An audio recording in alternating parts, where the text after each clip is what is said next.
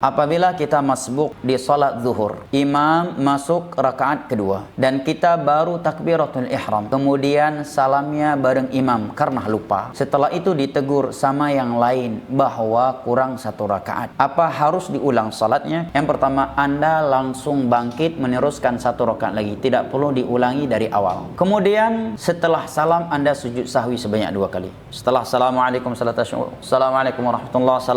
warahmatullahi, langsung sujud sahwi. Allahu akbar subhana rabbil a'la subhana. Allahu akbar rabbil subhana. Allahu akbar subhana rabbil. Allahu akbar langsung assalamualaikum warahmatullahi. Assalamualaikum warahmatullahi. Apa dalilnya? Ada beberapa dalil hadis Bukhari Muslim dari Abu Hurairah radhiyallahu anhu. Nabi SAW pernah salam di rakaat kedua pada salat zuhur atau asar. Demikian disebutkan dalam hadis, ya, zuhur atau asar.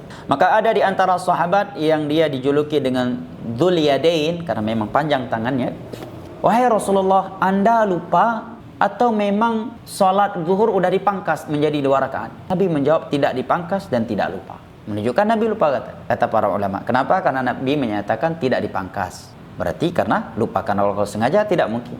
Kemudian Nabi pun bertanya kepada beberapa sahabat yang hadir pada salat tersebut, apakah benar yang dikatakan oleh saudara kita ini bahwa saya salat 2 rakaat? Mereka pun menyatakan iya. Maka Nabi pun langsung bangkit yang meneruskan sisa salat, yaitu 2 rakaat sampai selesai salam. Setelah salam beliau lakukan sujud sahwi dan telah terjadi pembicaraan di antara mereka yang berkaitan dengan salat.